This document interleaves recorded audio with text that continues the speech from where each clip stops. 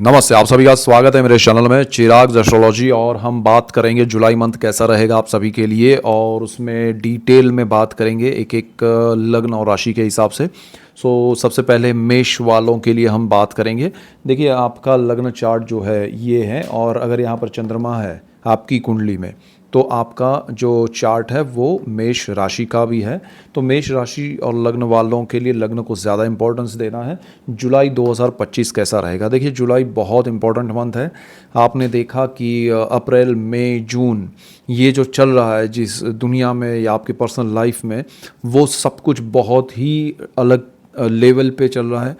अलग तरीके से जो आपने लाइफ में नहीं देखे हैं वो इंसिडेंट्स आप देख रहे हैं लाइफ में, तो वो चीज़ें हो रही है और जुलाई में भी वो कंटिन्यूटी रहेगी। तो आपको देखिए, मेष वालों के लिए बात करें तो मेष वालों के लिए जुलाई एंड में ये सिचुएशन जो है ग्रहों की वो ये रहेगी। गुरु और शुक्र आपके थर्ड हाउस में रहेंगे। गुरु थर्ड हाउस में है, शुक्र आ जाएंगे वहाँ पर। सूर्य बुध जो है वो फोर्थ हाउस में रहेंगे। दोनों यहाँ पर मिड ऑफ मंथ में सूर्य भी आ जाएंगे। केतु वहीं के वहीं है जहाँ पर आपका 5 नंबर लिखा है। मंगल आपका लियो से मतलब सिंह राशि छोड़ के 28 जुलाई को मंथ के लास्ट मतलब 3 दिन पहले वो यहाँ पर कन्या में चले जाएंगे। राहु के सामने जो चल रहे हैं वो छूट जाएगा। केतु के साथ जो उनका युति योग है और राहु के साथ प्रतियुति का योग है। मैंने राहु के साथ कॉम्बिनेशन में उनका वीडियो दिया है, और आपको स्थान के हिसाब से क्या इफेक्ट मिलेगा वो भी उसमें बताया, तो और उसके उपाय क्या है वो भी मैंने बताया। अगर आपने वो वीडियो नहीं देखा है उपाय का खासकर, तो वो देख लीजिएगा। मंगल छठे स्थान में आएगा।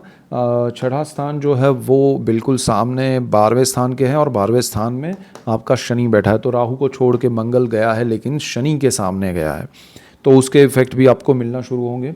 और ओवरऑल राहु आपके 11th में है, शनि आपके 12th में है।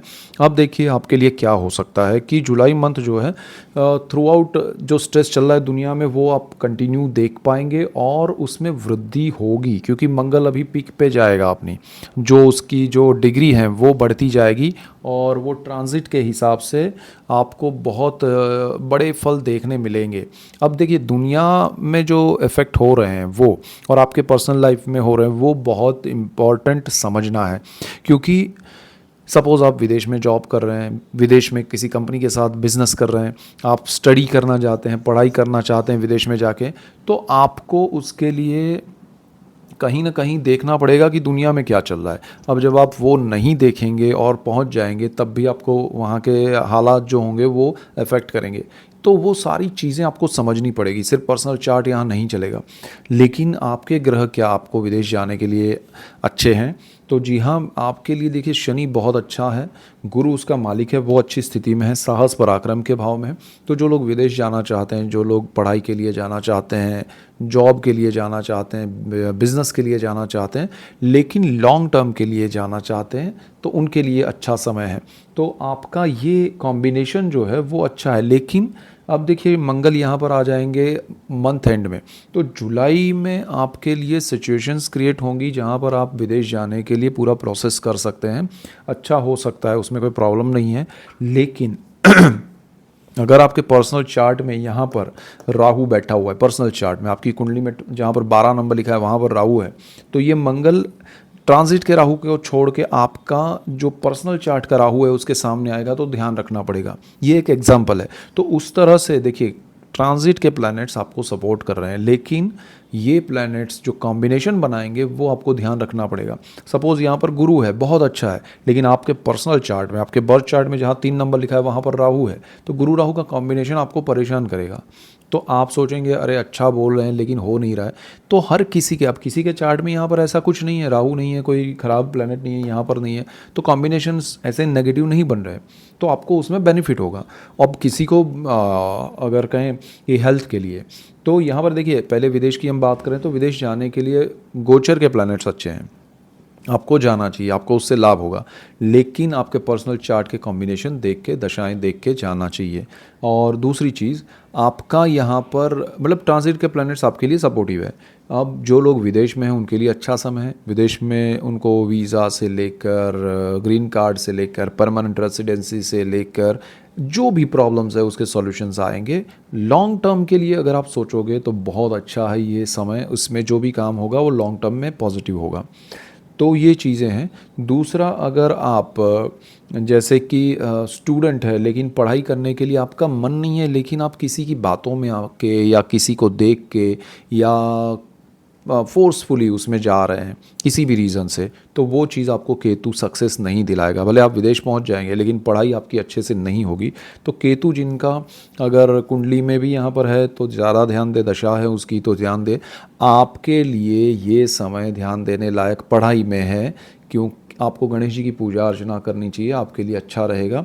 और केतु जहाँ जहाँ आपको डाइवर्ट करेगा, आपको स्ट्रेस देगा, वहाँ आप गणपति का नाम लेके अपने आप को सिक्योर कर सकते हैं। तो आपको गणेश जी की पूजा अर्चना आराधना करनी चाहिए, तो आपको इसमें बहुत राहत मिलेगी। यहाँ पर देखिए आपका गुरु जो है वो शुक्र के साथ कॉम्बिनेशन बना रहा है, तो जुलाई आपके लिए, क्योंकि सेकंड हाउस का मालिक भी है शुक्र और सप्तम भाव का भी है गुरु, आपका जो है भाग्य का मालिक है और विदेश का मालिक है। थर्ड हाउस में ये कॉम्बिनेशन आपको परिवार का सपोर्ट देगा। जुलाई में आप परिवार के सपोर्ट से आगे बढ़ सकते हैं। परिवार का कोई सदस्य आपके लिए कोई जॉब या कोई बिजनेस लेके आ सकता है, आपके ब्रदर सिस्टर भी लेके आ सकते हैं। परिवार से मेरा मतलब है एंटायर फैमिली, चाचा मामा जो भी है आपके परिवार में, इवन ससुराल से, तो उन सब से किसी से आपको बेनिफिट हो सकता है आपके कार्य क्षेत्र में। दूसरा, आप जो लोग मीडिया में हैं, एंटरटेनमेंट इंडस्ट्री में हैं, पब्लिक रिलेशन में, एचआर में हैं, जिनका काम ज़्यादा लोगों से इंटरेक्शन का है, उनके लिए ये समय बहुत अच्छा है और उनका प्रोग्रेस होगा। तो जुलाई आपके लिए एक तरह से देखा जाए तो अच्छा है। राहु 11th हाउस में आपके लिए नेगेटिव नहीं है, सो डोंट वरी। आपके लिए जो भी है, केतु है 5th हाउस में और मंगल उसके साथ है। तो देखिए आप अग्रेसिव वे में कोई बड़ा कदम उठाते हैं 5th हाउस के पॉइंट्स को लेकर। अगर 5th हाउस के मेन पॉइंट्स कहें तो स्टॉक मार्केट ध्यान रखना पड़ेगा। आप अग्रेसिव वे में या लालच में कुछ ना करें तो बेहतर होगा। और दूसरी चीज़, आपका यहाँ पर जो मंगल है वो सूर्य के घर में है और राहु शनि के घर में है। ये कॉम्बिनेशन उस तरह से भी ज़बरदस्त है, तो आपको ध्यान रखना पड़ेगा। ये मंगल राहु का कॉम्बिनेशन आपको वन साइडेड कोई रिलेशनशिप में डाल सकता है और उसकी वजह से आप नेगेटिव इफ़ेक्ट आपको झेलना पड़े या आपको अपमान सहना पड़े, ऐसा हो सकता है। और केतु है उसके साथ, इसलिए वो फलीभूत ना हो। जो लोग रिलेशनशिप में है उनके लिए भी यहाँ पर प्रॉब्लम्स, हर्डल्स आ सकते हैं। और जिनका नया ये समय में कोई रिश्ता जुड़ेगा किसी से रिलेशनशिप का, तो वो चीज़ शायद ही एक दूसरे के लिए सही होगी, तो वो ज़रा ध्यान रख के चलिएगा। और यहाँ पर संतान के मामले में उतना नेगेटिव नहीं है, लेकिन फिर भी राहु है। जिन लोगों को संतान प्राप्ति की या प्लानिंग की इच्छा है, वो यहाँ पर डॉक्टर की राय लेके चले, अपनी हेल्थ के हिसाब से ध्यान रख के चले। और जिनके संतान हैं, पढ़ाई कर रहे हैं, बिजनेस कर रहे हैं, जॉब कर रहे हैं, बड़े हैं, छोटे हैं, थोड़ा ध्यान रखिएगा कि उनको चोट वोट लग सकती है, छोटी मोटी ईजाएँ हो सकती है, तो थोड़ा वो ध्यान रखना है। हेल्थ के बारे में आप कॉन्शियस होकर सही दिशा में सही डॉक्टर से मिल पाएंगे। आपको हेल्थ को लेके बहुत चिंता करने की ज़रूरत नहीं है। जहाँ आपको थॉट लेवल पे, मतलब किसी को एंग्जाइटी होना, डिप्रेशन होना, नेगेटिव थॉट्स आना, वो चीज़ें हो सकती है, तो उसका ध्यान रखना है। उसके लिए आपको पूजा पाठ बढ़ाइए, आप लोगों से मिलिए, आपके जो भी करीबी दोस्त हैं, फैमिली मेम्बर्स हैं, उनसे इंटरेक्शन कीजिए। और मेडिटेशन, प्राणायाम, योगा और लोगों के बीच में रहिए। आपको लोगों से मिलना ज़रूरी है। आपको डरना या खुद अकेले बैठ के सोचते रहना, वो आपको परेशान करेगा। आपका डायबिटीज़ नहीं होगा तो भी आप उसके बारे में सोचेंगे, ब्लड प्रेशर बढ़ाएंगे, तो वो सारी चीज़ें ना हो, ऐसा ध्यान रखिएगा। और आपको शनि 12th हाउस में है, विदेश के मामले में अच्छा रहेगा, वो हमने कहा। लेकिन ये शनि आपका कर्म और 11th house, source of income का मालिक है, और राहु वहाँ बैठा है। आपका इनकम का नया सोर्स आप शुरू करने की कोशिश करेंगे, उसमें सक्सेस मिलेगी, लेकिन स्लो होगा। आप स्पीड में सोचेंगे, ऐसा होगा नहीं। तो थोड़ा शांत मन से, धैर्य से आगे बढ़ेंगे तो आपको सक्सेस मिल सकती है। आपका प्रमोशन, इंक्रीमेंट अटका हुआ है तो वो भी हो सकता है। आपको विदेश जाना है और अपने जॉब में से ही आपको आपकी कंपनी भेजे तो वो भी पॉसिबल बनेगा। और सूर्य बुध यहाँ पर आपके प्रॉपर्टी, ज़मीन मकान से रिलेटेड, माता से रिलेटेड जो भी प्रॉब्लम्स हैं, क्वेश्चंस हैं, उसके पॉजिटिव आंसर्स देंगे। तो आपके लिए ओवरऑल ये समय अच्छा है।